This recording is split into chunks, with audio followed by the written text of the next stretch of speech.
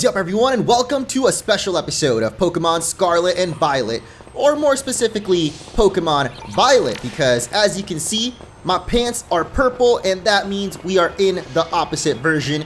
We're going to be taking a look at the climax of the story from the perspective of the future. I usually like to show off the version differences, and already we can see one here with this weird robot toy-looking Delibird.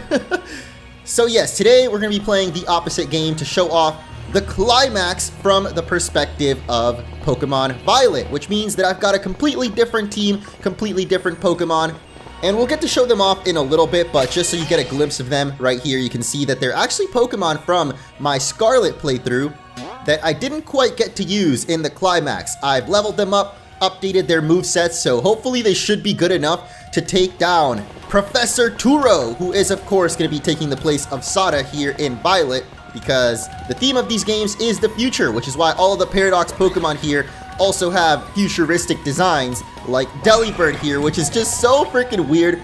Let's actually battle one of them so you can show this off a little bit better. And if you guys are excited, don't forget to hit that like button for this special episode. Now, I believe Iron Bundle, the future Delibird here, is actually a water and ice type now, so hopefully this netball can work, and it does! We got Iron Bundle, our first Pokemon Violet Paradox Pokemon. And this time for real, it is our first one, because I haven't technically caught Iron Treads, the future form of Donphan. This little toy Delibird resembles a mysterious object mentioned in an old book. There are only 2 reported sightings of this Pokemon. What do you mean 2? I just saw like 50 of them on my way down, and we're not even halfway to the Zero Lab. But yeah, you might be wondering why it is that I've got the same Pokemon as from Scarlet, and it's actually, I guess, a little bit technical, but basically Pokemon Scarlet and Violet share the same save file format. So if you're playing on a modded Switch, or on emulator I guess, you can literally just swap the save file in between Scarlet to Violet, which is literally what I did. I took my Scarlet save file, swapped it over to Violet, and thankfully everything transferred over, so I didn't have to waste my time beating the whole game all over again, even though this is a really fun game, so it wouldn't have really been a waste of time. We finally made it! Ready to see if those legends of treasure down here are for real? I'm ready to see some future Paradox Pokemon, because we already know, or at least if you saw the last episode, exactly what's going on here with the story. But here's our first major difference. Professor Turo takes over for Sada. Hello children, you've done well to make it here. The structure you see before you is the Zero Lab. That's where you are, right, Professor? Okay, as I was saying, we know what the story is. If you want to see me react to the whole story, then definitely check out the previous video, the finale of my Scarlet playthrough. This one, we're more focused on just showing off the differences, and mainly the battle against Professor Turo himself, and of course, the Paradox Pokemon that will be lurking inside of the Zero Lab any second now. But the main Pokemon that changes here is, of course, Miraidon, the future form of Cyclizar, who's so cute, dude. I know that I have a soft spot for Koraidon, but I gotta admit, playing through a little bit of Violet and also seeing my wife do her playthrough of Violet, Miraidon is definitely cute in its own way. Like, the digital eyes on it are a little bit off-putting at first, but once you get used to it, and especially riding around on it, I gotta admit, might be more fun than riding on Koraidon. Like, look at him, dude. He's freaking sick. He's a jet engine bike. What's not to like about that? The family reunion! It's happening! No. Why do I feel like this is lagging more than it was back in Scarlet? It's a little weird. Yeah, I guess my main thing with Miraidon is I feel like it doesn't show as much emotion, but that's just simply not true. As you can see right here, you can definitely tell Miraidon is scared of its doppelganger. Oh, I just love the way it floats up. It's definitely weird, or I guess takes some getting used to compared to Miraidon being more natural, but yeah, I don't know. There's something really cool about these robotic Pokemon in their own way.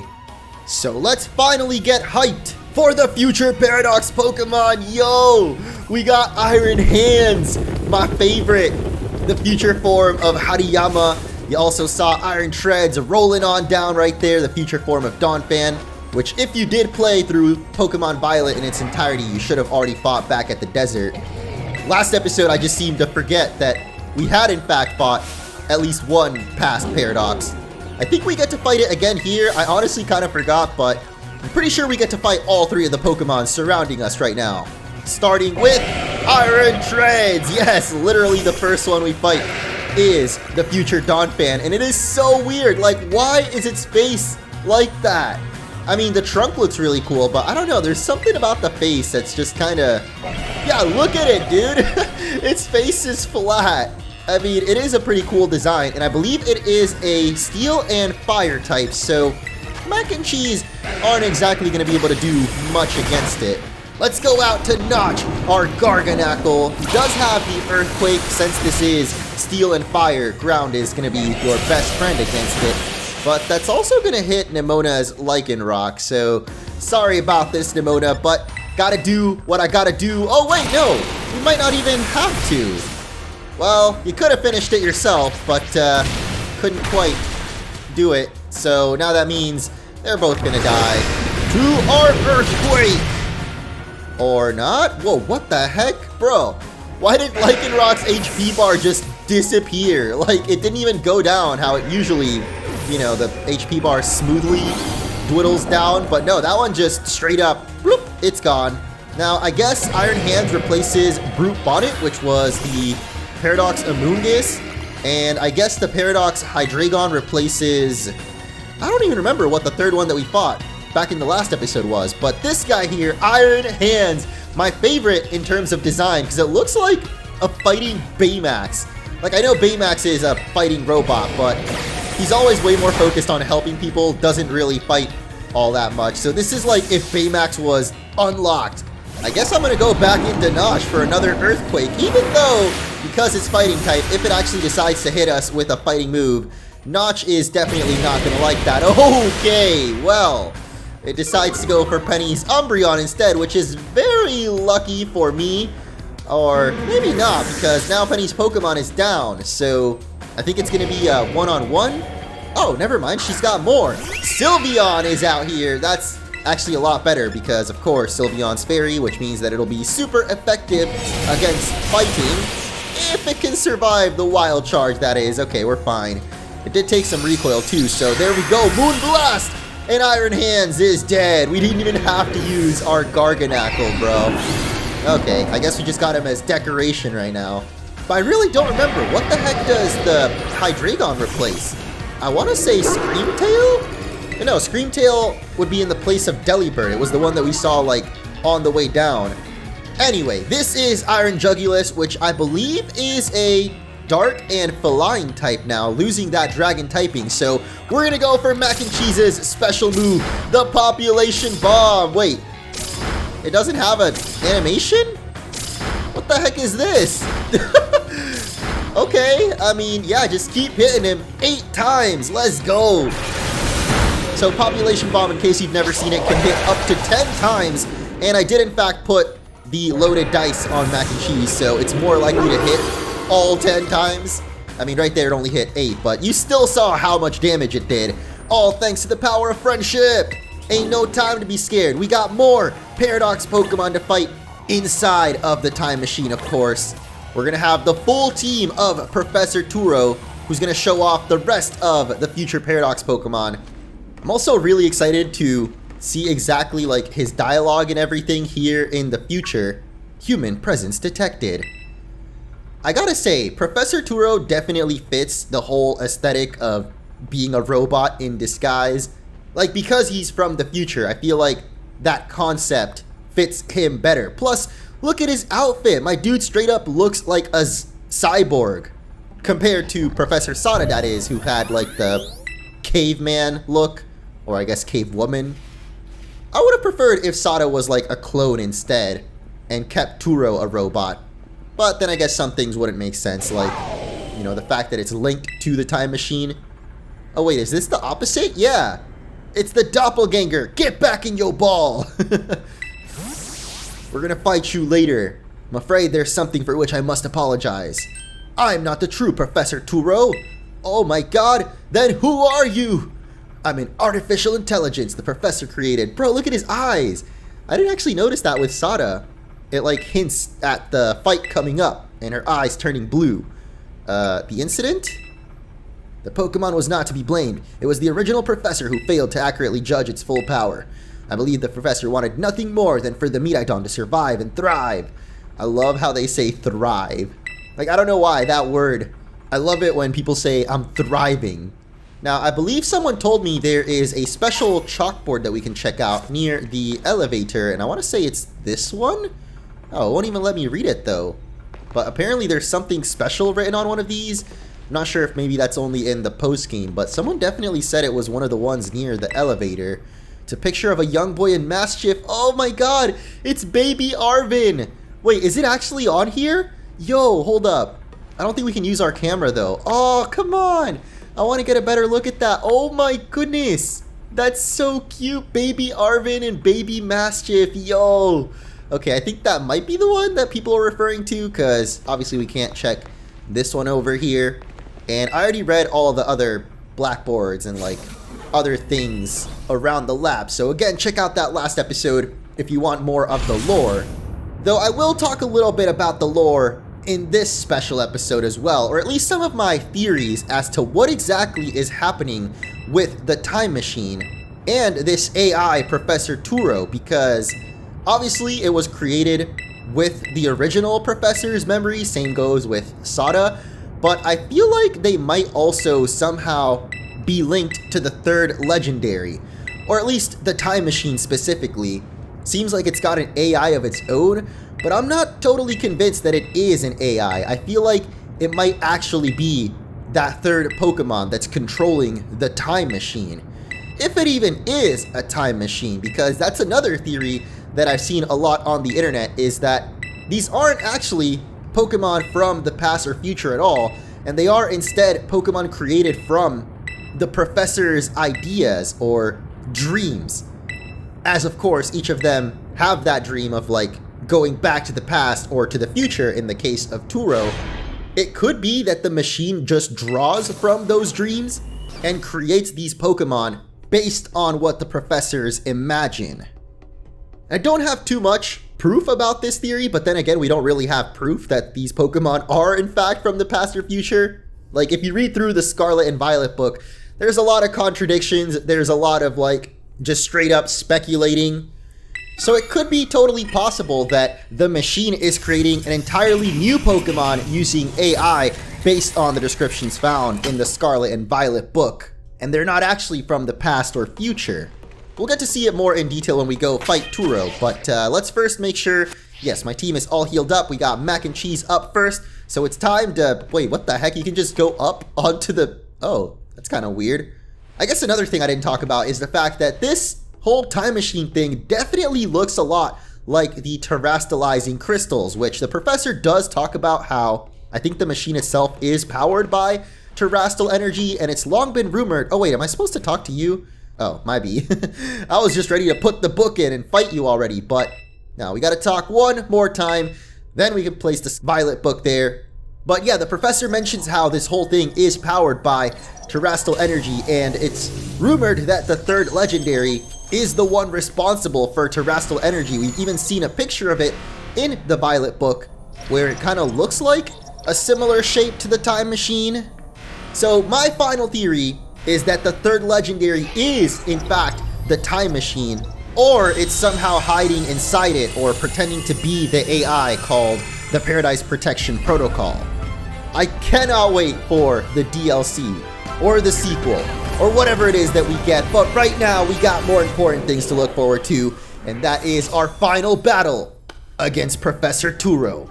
And there it is, the Master Ball comes down from the time machine, and you can actually see that it shakes as if it's catching the Pokemon still, so we don't actually know where that Pokemon came from. It could in fact be a completely synthetic, man-made creature, or I guess technically AI-made, but AI was created by humans, so yeah, it would still mean that the Pokemon is man-made, as AI Turo has initiated a battle, aka Sans! Dude, it really looks like Sans to me. Like, you cannot deny the influence, especially with the theme. Yes! I love it. I don't know who you think you are, but I'm not about to let anyone get in the way of my goals. Oh, I'm not here to get in the way of nothing, buddy. In fact, I'ma get the heck on out of here because mac and cheese are probably not the best to handle Iron Moth, the future form of Volcarona, which is also how Professor Sana started the battle with her past form. But this one here, I believe, is fire and poison type. So, again, Notch is going to be our best bet to hit it with an earthquake. If we can survive a sludge wave, that is. Oh my god, okay, you're freaking tanky, bro. This is the power the distant future holds. Oh my god, look at his hair, bro. It's like sticking up like Super Saiyan. I love that.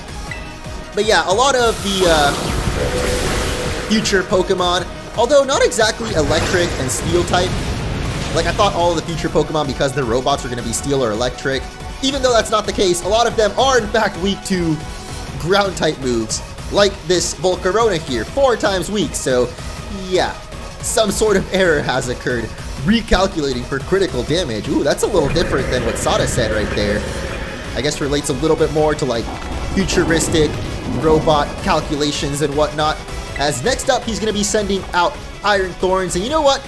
I've just decided I want to keep up my challenge of not switching Pokemon. And this works out because Iron Thorns is actually the future form of Tyranitar. Probably one of my favorite. Oh god, you've also got Earthquake. Woo, okay. For a second, I thought that was my own Earthquake, but no, it was Iron Thorns hitting us with it. But thankfully, we survived, which means we can go for ours. And this is a rock and electric type, so it's not quite gonna die. Okay, I see you. Who do we want to switch into, though? We don't actually have a flying type or anyone with levitate on this team, unfortunately. But as long as it goes for Earthquake again, I think Picante should be okay. This is definitely my least favorite, by the way, of the new Pokemon. Like, I was so hyped for a grass and fire type little Pepper. Bro, look at how much damage he took. Like, come on. But I'm pretty sure we should at least be faster than Iron Thorns, right? Okay, thank goodness. So, Flamethrower, even though it's not very effective, will in fact finish it. But seriously, anyone else disappointed in... I mean, I totally already forgot his name. Scovillain. Like, not living up to the hype of being the first fire and grass type. I guess for me, it's mainly in terms of design. I'm just not a huge fan, but he's going to be sending out Iron Bundle up next, and unfortunately, Picante only has Solar Beam, which has to charge up the first turn unless we went for Sunny Day. So, you know what? Let's just hit him with an Overheat. Or not, because we're slower. Come on, Picante, you don't even got the speed to outspeed a freaking penguin. But yeah, this is water and ice type, I believe. So let's head out into Kiddo, who's actually got a new signature move as well. You might have noticed there, the Axe Kick. And I've been meaning to try this out. It is in fact super effective since it's still ice type, but the Freeze Dry! Oh my god, that animation on the little Delibird, bro. That's hilarious. Wait, what the frick? That doesn't even kill it. That's a 120 power move and you couldn't even finish it? How tanky is this penguin, bro? Are you serious? Okay, well, you know what? I'm gonna actually switch back out because I want Kiddo to stay alive just in case we can still get first impression off on another Pokemon that's hopefully slower. Like, I don't know how this little Delibird is not just super tanky, but also super fast. Oh, we could also get a Hidden Confusion. Come on, Lucky Duckies, come on. Hey, nice. It hurts itself. But yeah, I love the animation on this little dude. It's like, I forget what those toys are called. I guess Jack in a Box, where it pops up and scares little kids in the box or whatever the frick. Well, I guess that's not exactly what it is, but it just reminds me of a Christmas toy as opposed to the Christmas helper, which is what regular Delibird is. He's got like the little sack with Santa's gifts. This one is, in fact, the gift that's inside the sack. So it's a bit of a deadly gift, I would say. Like, I would not want to get drill pecked by that thing. But next up, AI Turo is sending out Iron Jugulis, which I believe is the future form of Hydreigon. And we did already fight this earlier, so we know it is Dark and Flying type. Well, I knew that even beforehand, which means that Power Gem or Dazzling Gleam would be super effective. I'm going to stay, or rather not Terastallize, even though Dark Pulse is probably going to kill us. Man, I swear I always forget that Steel type doesn't resist Dark anymore. I was thinking, like, that's gonna be neutral effective, but no, it's definitely not. So, let's send in Mac and Cheese and just pray that maybe we can do this with the Population Bomb. I totally should have gone into Phoebe instead and just gone for, like, our double shot, because that would be super effective. Oh, you've got to be kidding me. We really miss. Mac and Cheese, no! Man, we probably could have actually beat it if it wasn't for the fact that we missed. Oh, I should have just U-turned out and then sent in Phoebe. So I want to see the double shock move. I mean, I guess we're going to get to see it regardless, because I don't think Population Bomb is quite going to one-shot it. Oh, that does a lot of damage, hit 9 times. If we had the Technician ability, that definitely would have finished it, but we don't. So unfortunately, Mac and Cheese are going to go down. I am sorry, little buddies, and we're down to just 3 Pokemon. 2 of which are almost dead. Pretty sure Turo still has... Oh my god, he's got 2 more still? Bro, are you serious? Yeah, we should have just U-turned out with Mac and Cheese right from the beginning, because you've got Air Slash. Man, are you serious? No way. No, really? We get flinched, bro. I'm gonna lose this battle. Okay, I guess maybe the only chance we've got is to Terrastalize, and then it at least will be neutral effective? I should have just done this from the start. I mean, there's still a chance that he just flinches us, and then, you know, we've got no shot. But, yeah, if we lose this battle, it's definitely on me. I should not have sent in Mac and Cheese. We should have just gone straight into Phoebe, gone for the double shock. At least now, it's not very effective, but we flinch again? Are you kidding me? We literally can't beat the Iron Jugulus. This is insane. I should have just max revived Mac and Cheese or something, because at least we know they're faster. Now, I don't even know if any of my other Pokemon can outspeed. I mean, maybe Kiddo? I don't think Kiddo's really got the highest speed out of my team, so it's gonna be close. Plus, first impression's not even super effective, but I mean, it's first impression, so yeah. We at least take down Iron Jugulus. Jesus, bro. Why is this so tough? And he's gonna be sending out Iron Hands next, which is electric and fighting, so, maybe we can beat it with... Oh, who am I kidding, bro? We're about to catch these hands and totally lose the battle, aren't we? Might as well go for Axe Kick. If we're faster, we can at least get some damage in there, but it doesn't really do much. And, yeah, I highly doubt Notch is going to be faster than this thing, so I need to come up with another strategy quick. We could revive Doubloon and maybe beat it with Dazzling Gleam. I would rather not lose right now than have to restart the whole battle. So you know what? I'm gonna just go for my max revive. Definitely challenge failed. I could not do it without healing, but we can still maybe do it without switching. Though I guess you could argue that using items is more cheap than not switching. I mean, I'm pretty sure even with me reviving Doubloon, we're still gonna lose, dude. Professor Turo so far definitely putting up more of a fight than Sada did. Well, then again, I kind of had a strategy for Sada, at least for her final Pokemon, which I don't even know what Turo's final Pokemon is going to be, bro. He's kicking my ass with his regular guys. Not even Dazzling Gleam was enough to finish this thing. Thankfully, Doubloon's kind of tanky, so at least we can finish off Iron Hands. Jeez, that was kind of crazy. But it all comes down to this. Mano a mano, 1v1. What will Professor Turo's final Pokemon be? Everything's proceeding within expectations. The probability of you winning is 0. Here we go. Iron Valiant, the actual best future Paradox Pokemon of them all. Without a doubt, Roaring Moon or Past Salamence was my favorite in Pokemon Scarlet. This has got to be my favorite here in Violet, and it activates the Quark Drive, which, just like the past Pokemon, basically raises their highest stat. In the case of Iron Valiant, it's going to be its attack. Oh man, I don't think we can one-shot it with a Steel Beam. I don't even think we're going to be faster, and it goes Spirit Break! Is this it? Okay, it didn't quite break my Spirit, because we didn't die, but if we don't one-shot it, I'm pretty sure I'm just dead to one Steel Beam recoil. Oh my god, yo, we did it! But no! Wait, we died too? Does that mean we lose? No, you've got to be kidding me. Oh my god, it's a tie? Bro, this could not have been more hype. We have no more Pokemon that can fight. Are you serious? We lose? Even though we beat him. There's just no way. What the frick just happened? We just went inside of the time machine. Bro, I think I just broke the whole game. Yeah, we're inside the time machine. Wow. I mean, you couldn't have asked for a much more epic ending than that. We literally both knock each other out. Clearly, I need to rethink my strategy, though. And we can definitely beat Turo. Yeah, I think the probabilities of Professor Turo not looking so good. I believe the first time we fought it, I forgot to mention, but Iron Valiant here is a fighting and berry type. And if you haven't noticed, it's a combination of both Gallade and Gardevoir. It's got sort of design elements from both there with the helmet that Gardevoir has, but also the arm blades from Gallade, and then the skirt from Gardevoir, and I don't know what's going on with those weird ponytails behind it, but this is it. It all comes down to the Steel Beam once again, and this time is gonna one-shot it. We even get a critical hit, and Doubloon even survives it this time around. Let's go.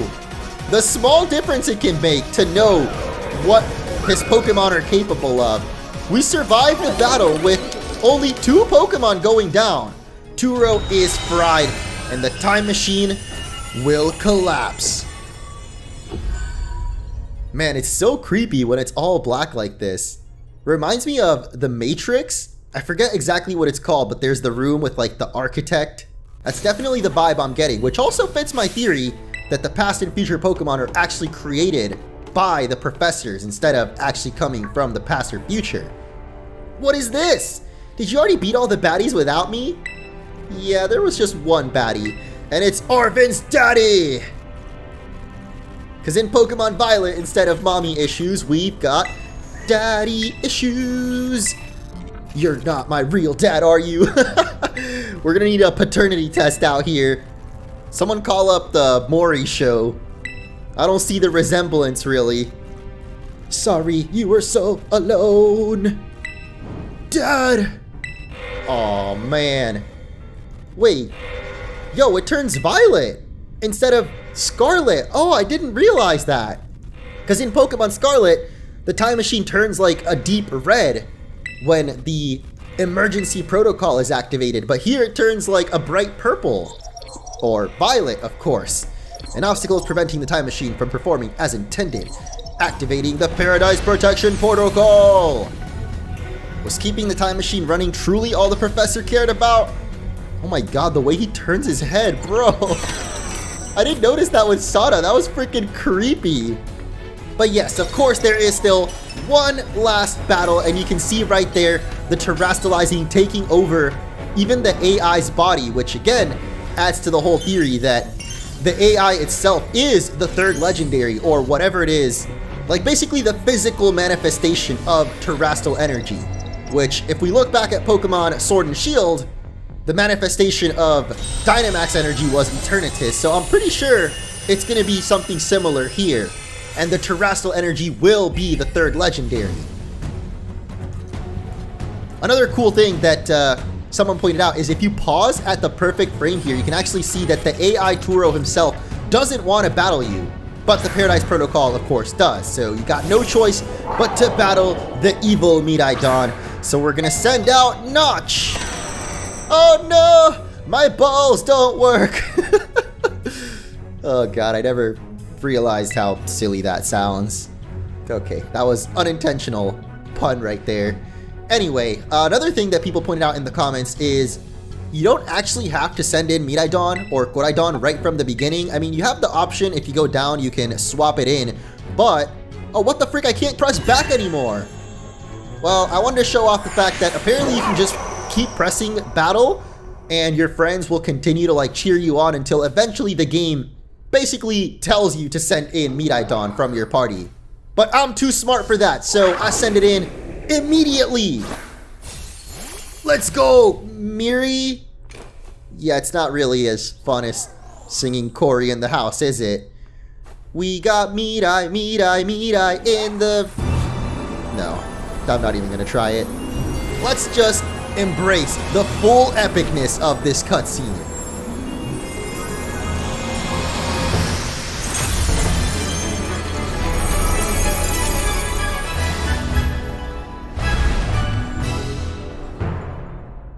Miraidon is powered up! Dude, it looks so sick in its battle form especially.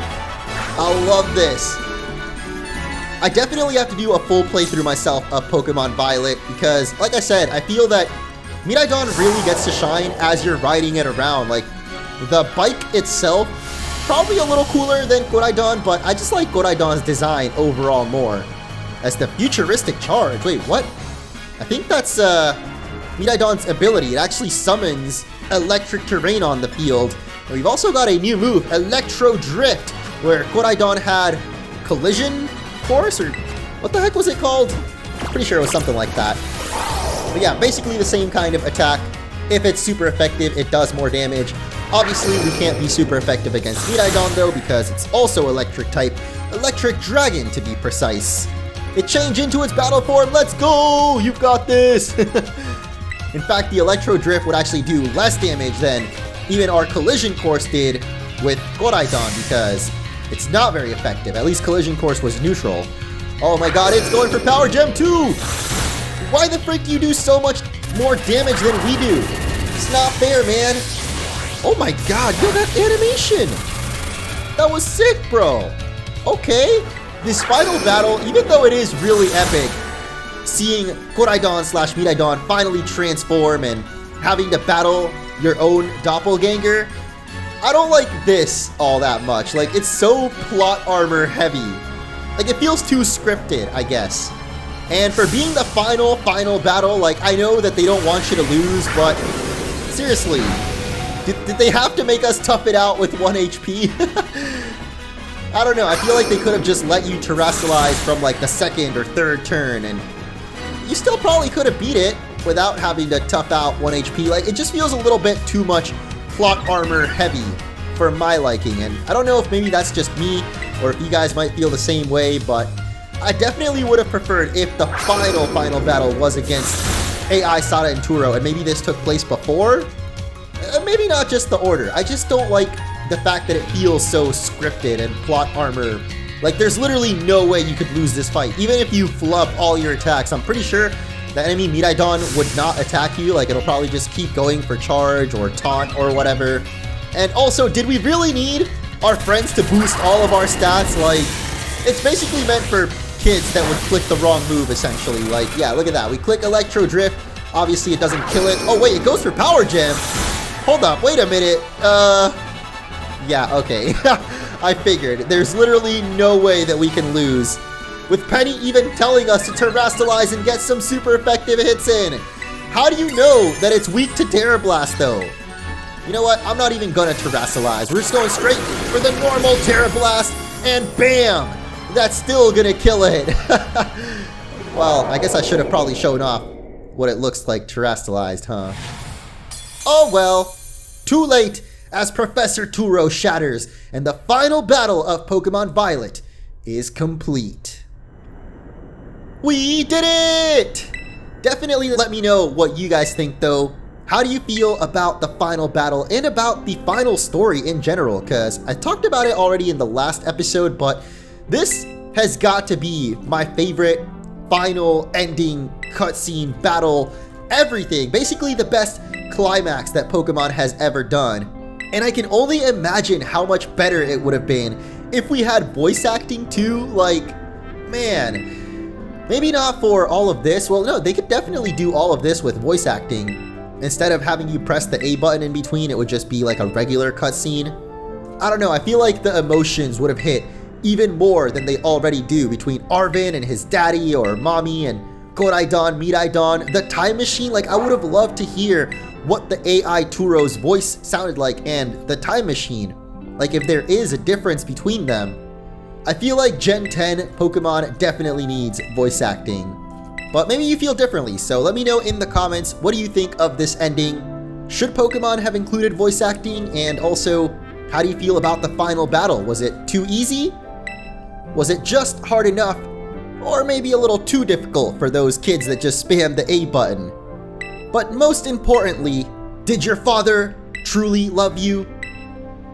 This and many more will be answered. Never. Well, I shouldn't say never. Maybe in the DLC. Dad! Farewell, my free adventurers. I bid you adieu. Yes, I know I say audio wrong. I don't care. I'm not freaking French. As Professor Turo will descend into the heavens! Or whatever the AI equivalent is.